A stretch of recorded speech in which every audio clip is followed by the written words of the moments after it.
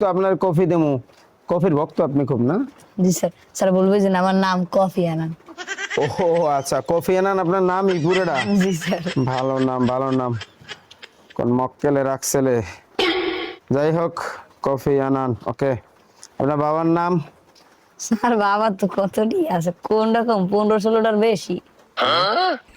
এই এর ভিতরে আবার আছে 5 জন মেইন ভিআইপি আসল। বাবা 14-15 জন, আবার 5 জন মূলত। আচ্ছা ঠিক আছে, তাই এত বাবা হয় কেমনে? আচ্ছা বলেন, এই 5 জন মূল মূল যে 5 জন কারা? মূল 5 জন কারা? প্রথম জন আদম আলাইহিস সালাম, আমার আদি পিতা।